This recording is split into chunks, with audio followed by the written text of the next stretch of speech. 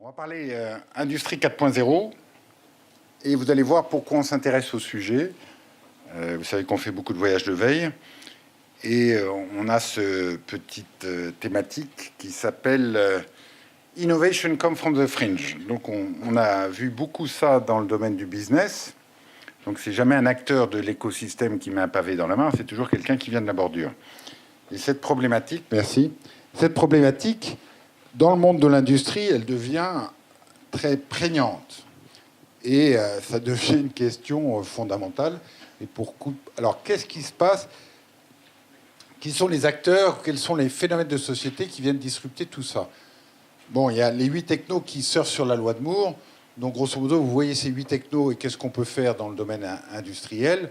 Bon, on peut tout réinventer, on peut mettre des robots partout, on peut mettre des capteurs partout, donc on peut tout faire. Est-ce que je vais arriver à le faire? Est-ce que je dois le faire? C'est pas évident, mais ça pose d'énormes questions. Ensuite, il y a les 10 attentes du citoyen consommateur. Et ça veut dire quoi? Ça veut dire qu'on commence à faire de la customisation de masse. Et grosso modo, quand vous parlez à un gros de l'automobile, il va dire, oui, sur ma chaîne de production, en général, dans un mois, il n'y a pas 2 voitures identiques. C'est trop près? Non, ça ne marche pas. Il n'y a pas 2 voitures identiques. Donc je suis déjà dans la customisation de masse. Alors c'est des petits détails, mais c'est quand même de la customisation de masse. Donc ça m'interpelle beaucoup. Bon, il y a les nouveaux usages. Est-ce que vraiment je suis dans l'usage? Si je suis dans l'usage, est-ce que j'ai besoin de la propriété? C'est pas évident. Et il y en a qui me disent que mon marché va être divisé par 10 parce qu'avec la sharing economy, on n'a pas besoin d'être dans la possession pour avoir l'usage. Très bien.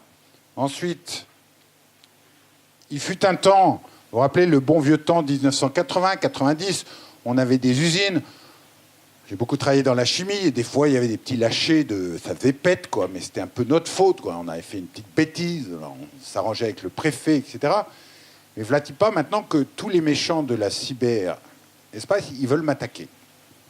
Donc je vous rappelle le principe de la cyberdéfense, c'est que mon territoire est un territoire à défendre. Donc c'est vachement important comme principe. Et quand vous lisez les journaux, surtout quand vous revenez d'Israël, alors on essaie de ne pas faire peur au bon peuple, mais vous pouvez dire qu'aujourd'hui, à peu près un incendie sur 2 dans une usine, c'est le résultat d'une cyberattaque. Okay? Donc vous vous rappelez Sputnik, les Américains qui arrivent à casser les centrifugeuses des Iraniens, et ben ça se diffuse très vite. Donc voilà, maintenant il y a des petits rigolos qui arrivent à... Quand il y a des failles dans le monde industriel, ils arrivent à faire ça. Et donc, la grosse crainte maintenant, sur tout ce qui est Internet des objets dans l'usine, c'est que autant d'objets, autant de failles, donc ça ne va pas le faire. Et puis, il y a des nouveaux entrants, pour ne pas le nommer Elon Musk, qui dit, non, par exemple, une voiture, c'est pas 12 000 pièces à assembler, c'est complètement idiot. Moi, je fais une voiture avec 12 pièces. D'accord? Et comment vous concevez une voiture quand vous êtes chez Tesla? Vous commencez par la porte.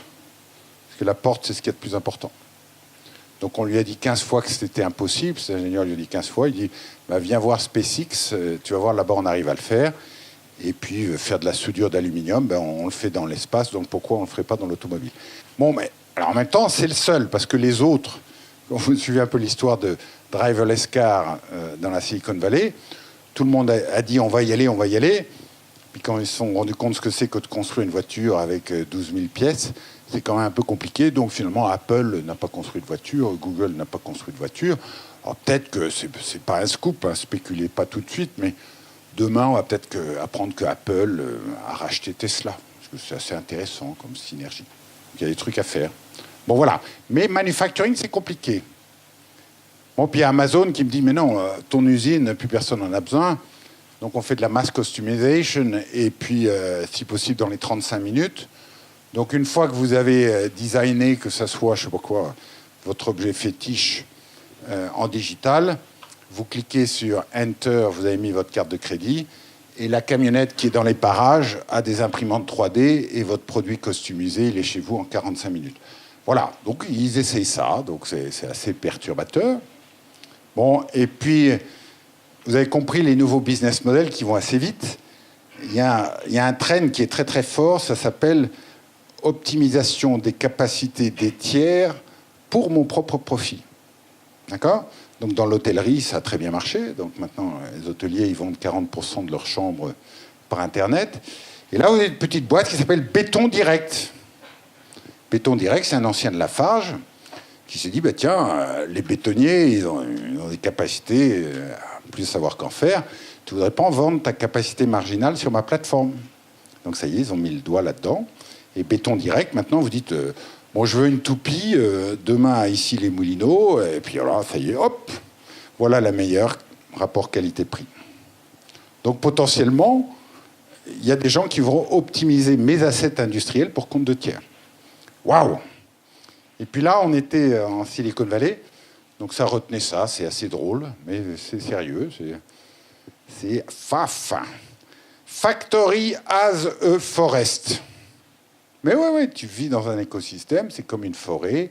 Donc, toi, tu influences ton écosystème. Quand l'arbre, il est un peu malade, celui qui sont en dessous, ils vivent un peu moins bien. Et donc, plutôt que tout ça se règle à Bercy pour dire à PSA ou à Renault, achète des pièces au petit tiroine qui va... Non, ça se fait plus naturellement. Donc, il y a tout ce mouvement aux États-Unis, c'est assez drôle. Factory as a forest. Voilà. Donc, moi, je suis un industriel. Au milieu de tout ça, je dis, bon, il y a pas mal de sujets à regarder. Ça me chatouille, ça me gratouille. Innovation come from the fringe. Donc, il y a la défense. Et puis, il y a l'attaque. Bon, ben moi, tout le monde va m'attaquer.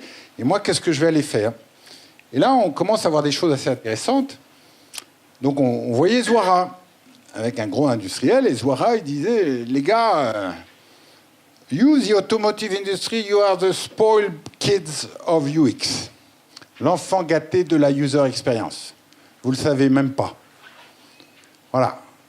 48 minutes par jour aux États-Unis, vous êtes collé. Rien d'autre à faire que vous faire palper pendant 48 minutes dans votre voiture. Alors maintenant, ils ont mis des petites caméras, soi-disant pour détecter que vous endormez pas, mais ils font facial expression. Et puis là, je suis ta vie. Bertrand Mozart, ça t'a bien détendu, tu étais souriant. Ensuite, ton patron t'a appelé, je ne sais pas ce qu'il t'a raconté, t'as dit oui, mais au ton de ta voix, ça voulait dire non, qu'est-ce qui me fait chier celui-là? D'accord? Donc, ton profil enrichi, waouh, extraordinaire. D'accord? Donc, vous êtes les enfants gâtés de la UX, vous ne le savez même pas. Quel est l'autre objet que vous touchez autant? Il n'y en a pas. Il n'y en a pas. Le frigidaire, c'est 5 minutes par jour. Machine à laver, etc. Voilà. Et là, Facebook, voilà les statistiques, 50 minutes of UX. Mais c'est petit, hein, Facebook. Facebook, il ne me prend pas les vibrations dans les fesses, il ne me prend pas ma nuque, il ne me prend pas mon regard, il ne me prend pas, il voit pas comment j'interagis avec la musique, quoi, peut-être pas aussi bien. Donc si Facebook est capable de valoriser mon profil utilisateur 1 euro par mois et par utilisateur, bon, toi, dans l'automobile, peut-être que tu arriveras à 35, 40 euros. Voilà. Et prenez cette image-là. Vous savez, Google, bon, il a pris 30% du marché de la publicité. Mais c'est un petit marché, la publicité. Hein. C'est 500 milliards dans le monde. Okay? Donc quand vous verrez un gros acteur prendre 30% du marché de l'énergie, bon, et c'est un Chinois qui s'y prépare, ça va être assez décoiffant. Donc voilà, on peut se poser des questions quand on est industriel. Est-ce que vraiment je dois faire ça? Et puis, plutôt que faire des voitures customisées avec des tas d'options, pourquoi tu ne vas pas dans la on-demand economy? C'est toujours Zuara qui fait ça, subscription economy. Donc, vendez des voitures complètes et le reste en demand. Donc, tu ne savais pas, mais tu avais des sièges chauffants. Et là, je vois que tu es à la montagne, tu es un peu fatigué. Allez, clique sur le bouton, 5 euros, je te chauffe les fesses. Ah oui, sympa. Je veux bien. Et puis là... tu as besoin de 4x4? Ouais, tiens, tourne le bouton, 50 euros, tu as du 4x4. OK? Voilà. Bon, j'y vais pas. OK? Et puis, vous savez, quand vous achetez une Audi, vous allez la faire jailbreaker en Allemagne, et votre Audi, elle faisait 80 chevaux, et maintenant, elle en fait 140. OK? Donc, à distance, plutôt que laisser les jailbreakers de faire ça, si je t'ai vendu une Audi de 80 chevaux, tu veux impressionner ton ami ce soir, allez, prends l'option 140 chevaux. OK, 40 euros, 140 chevaux. Wow, c'est la même voiture. Hein. Alors, Ça veut dire quoi? Quand on était à l'école de management du XXe siècle, vous vous rappelez, là, les trucs qui s'appelaient des MBA, des trucs comme ça, on vous expliquait que toute entreprise, quelle qu'elle soit, il y a 3 macro-process dans une entreprise. Il y a, on va commencer par là, nouveau product development, donc il faut avoir un produit, puis il faut toujours l'améliorer, donc ça c'est tout ce qu'on appelle le PLM, Product Lifecycle Management. Il y a l'exécution de la supply chain, donc le RP, exécution de la supply chain, et ma relation client. Donc normalement, une entreprise, elle doit travailler sur ces 3 trucs-là, et même la théorie disait, et si tu es vraiment, vraiment bon, tu te focalises sur un truc où tu veux gagner, être meilleur que tout le monde, et les 2 autres, tu les externalises.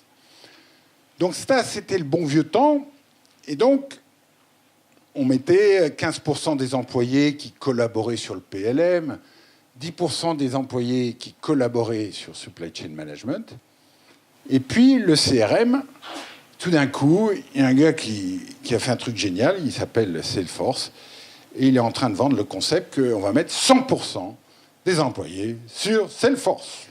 Pourquoi? Ben, c'est simple, because I am a customer focused company, et que dans ce monde ouvert, peut-être qu'un jour, ce qui se passe au fin fond de ma boutique ou au fin fond de mon usine, quelqu'un voudra le regarder et donc je vais le connecter. Donc ça, c'est l'architecture type d'un Salesforce. Donc vous avez tous les systèmes qui se connectent sur une énorme plateforme. Et ensuite, donc témoignage de General Motors, vous allez lire ça. Donc moi, General Motors, j'ai mis tout là-dedans parce que ensuite tout ça, ça cause. Et vis-à-vis de l'interface client, comme lui, Salesforce, il a 6000 clients, et bien tous les nouveaux interfaces complètement nouveaux, etc. Le mec, il ne veut plus parler à un avatar, il ne veut plus parler à ça, il veut avoir un hologramme en 3D, ben Salesforce me le mettra à disposition. Okay.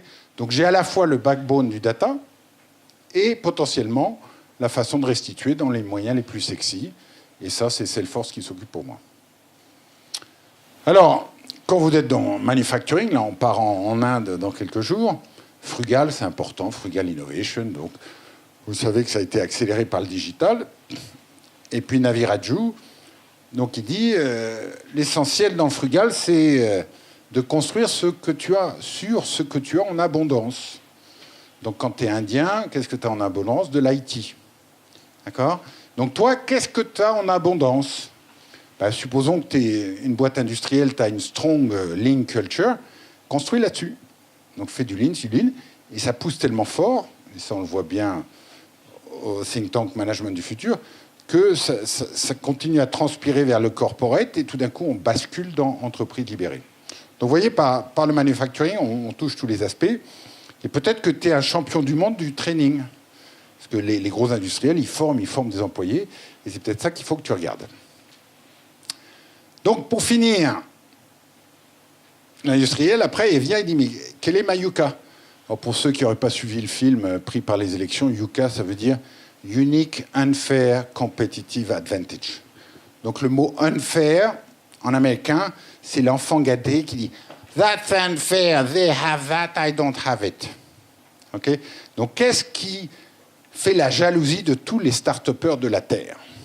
Et ça, vous devez le déterminer. Donc l'industriel, à la fin, il revient du voyage, il dit, est-ce que je suis un champion de l'industrie 4.0 et j'arrive à gérer, à fabriquer 10 millions de voitures par an avec 12 000 pièces par voiture? C'est compliqué, hein, c'est pour ça que pas mal de GAFA ont abandonné. Ou je suis un champion de la user experience.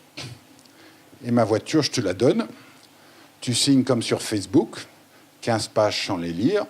Et ensuite, toutes tes datas, je les vends à tout le monde. OK? Voilà. Donc, on se pose des questions comme ça. Alors, nous, on va... Alors, quand il y a une problématique qui correspond bien à notre ADN, on aime bien y aller. Donc, on va lancer des think tanks verticaux. Alors, ça, c'est un peu notre jargon.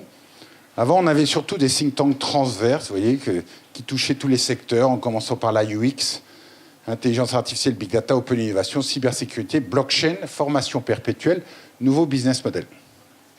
Et ceux qui ont fait des voyages avec nous disent, bon, bah, très bien, j'ai compris la nécessité du transverse, mais aide-moi à maintenir cette dimension transverse parce que Ça fait que 4 siècles qu'en France, on est pétri de colbertisme. Et je me retrouve dans ma filière, je vais à la Fédération du bâtiment, et je ne sais plus ce qui se passe dans le gaming, et je ne sais pas si ça m'a impacté, etc. Donc nous, on est ravis d'apporter ça. Donc on a lancé, il y a un mois, le think tank Ville de demain avec la ville d'Issy-les-Moulineaux, et on va lancer à la rentrée le think tank Industrie 4.0. Donc n'hésitez pas à nous en parler. Merci. Je passe la parole à Thomas.